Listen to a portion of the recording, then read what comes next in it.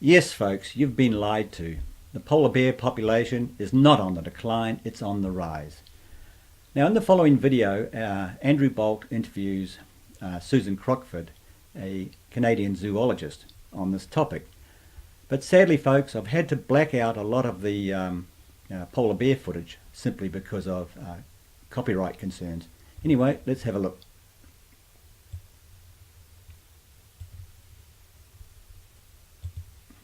It is 13 years ago that Al Gore, in his film An Inconvenient Truth, shown to generations of schoolchildren, made the polar bear the symbol of the great global warming scare, with the cartoon suggesting it would drown or starve because of melting ice.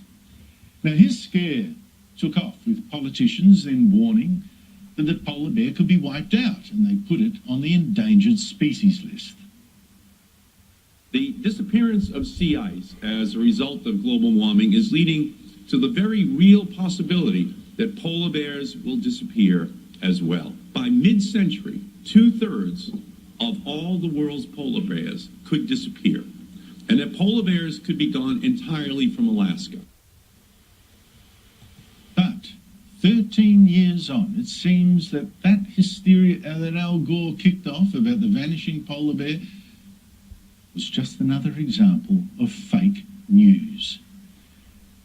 Dr. Susan Crockford is a Canadian zoologist, polar bear expert and adjunct professor in anthropology at the University of Victoria in Canada. She last week published a book, The Polar Bear Catastrophe That Never Happened, and I spoke to her earlier.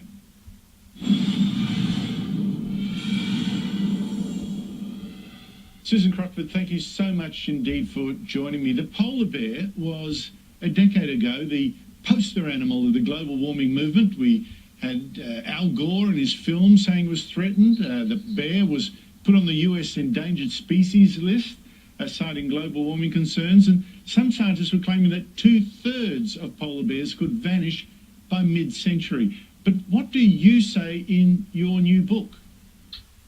Well, what I've discovered, Andrew, is that we've been tracking sea ice, of course, and the level that of ice that was predicted to occur at mid-century has actually occurred. It started in 2007, and we've had those levels ever since. And it turns out that polar bear numbers have actually continued to increase and may now be as abundant as 39,000 bears, or even more. And that's up from a low of what?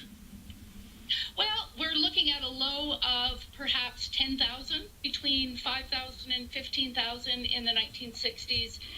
So about 4 times as many now as the 1960s.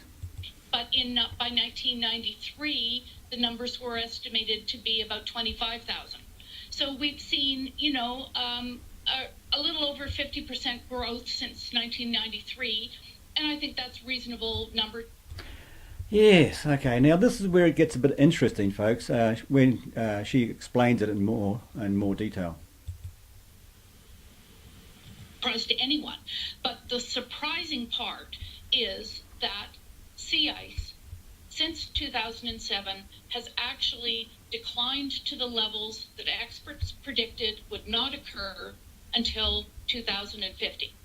And the 2050 mark is the time period that the polar bear experts said that 2/3 of polar bears would be gone if sea ice reached that level.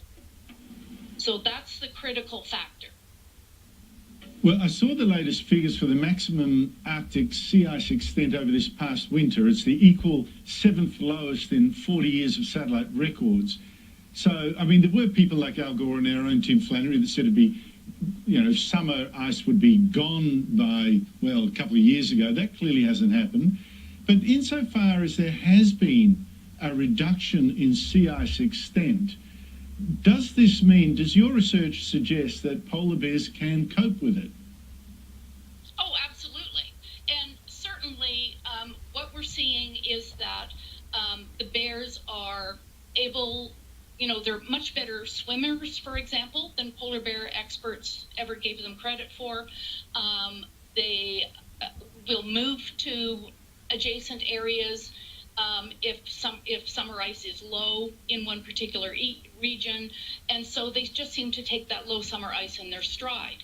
And the other thing that happens is that the seals that are the prey of Now listen closely to what she says about the seals here. polar bears actually are really thriving with less summer ice. Well, it turns out that seals do most of their feeding during the summer when there is no ice. So if you have a longer ice-free season, those seals are doing much better. And that means the following spring, when polar bears need those seals to eat and put all on the hundreds of pounds they need to do, there's more seals for them to eat. So all around, it really has been a net benefit. Oh, well, yep, this global warming stuff is great. Great for the environment. The seals get more to eat, and so do the polar bears. Who would have thought? Anyway, in this clip here, you'll see how this woman gets targeted by the global warming alarmists. But Susan, I followed your career for some time. You came under huge personal attack as well, really fierce attacks for pointing out for some years now that the polar bear numbers were increasing, not falling, despite what other scientists had said. What does that say? These attacks I'm talking about are from other scientists. What do they say to you about the impartiality of the global warming scientific community? Well, they don't address that at all. All they do is try and discredit my own personal credentials, and they really just want me to shut up. Yeah, of course they do. Yeah, if you don't believe in what we believe in, shut up. Your opinion doesn't count. And because no one else is really making these kinds of strong statements, and they can't refute these because I am a colleague. And if it was just, someone with a bachelor's degree even, or something, but I've got a PhD. I'm a zoologist, and I actually do have the credentials to give me the authority to challenge some of their statements. And she's doing that very, very well indeed.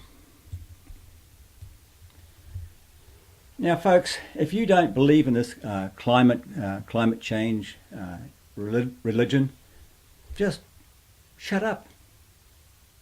You must be one of these evil skeptics. So, shut up. Your opinion doesn't count.